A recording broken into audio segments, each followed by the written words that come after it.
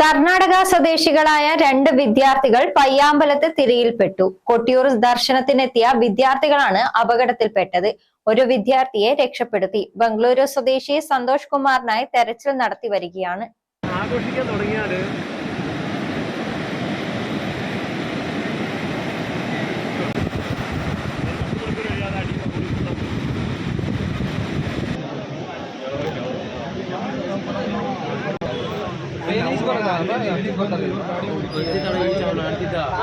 ಅಲೆ ಜಾಸ್ತಿ ಬೇಡ ಜಾಸ್ತಿ ಅಲೆ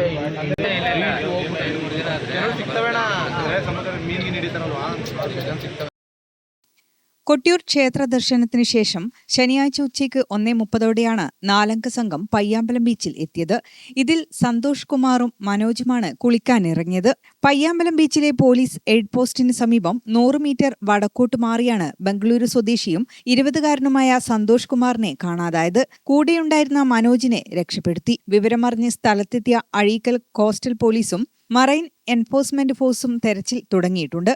വിവരമറിഞ്ഞ് ടൂറിസം മന്ത്രി PC Vishnunath, TO Mohanan MLA എന്നിവരും സ്ഥലത്തെത്തി. തെരച്ചിലിന് കൂടുതൽ സംവിധാനം ഏർപ്പെടുത്തിയതായും ബീച്ചിലെത്തുന്നവരുടെ സുരക്ഷയ്ക്കായി മെച്ചപ്പെട്ട സൗകര്യങ്ങൾ ഒരുക്കുമെന്നും മന്ത്രി പറഞ്ഞു. ആദ്യഘട്ടത്തിൽ ശ്രദ്ധയിൽപ്പെട്ട ഒരുപാട് കാര്യങ്ങളാണ്. കൂടുതൽ ലൈഫ് ഗാർഡിനെ വെക്കേണ്ടതായിട്ടുണ്ട്. പല ഭാഷകളിൽ അപകട സൈൻ ബോർഡിൽ വെക്കേണ്ടതായിട്ടുണ്ട്. ഇപ്പോൾ ഒരുപാട് ഇപ്പോൾ സംസാരിക്കുന്നത്. അപ്പോൾ ഇപ്പോൾ നമ്മൾ ഉദ്ദേശിക്കുന്നത് തെരച്ചിലിന് കൂടുതൽ സൗകര്യം ഉണ്ടാവുക എന്നുള്ളതാണ്. അത് നേവിക്കാണ് ഇനി ചെയ്യാൻ കഴിയില്ല. നേവിയോട് ഇവിടെ എത്താനുള്ള നിർദ്ദേശം government. News desk Gramika news.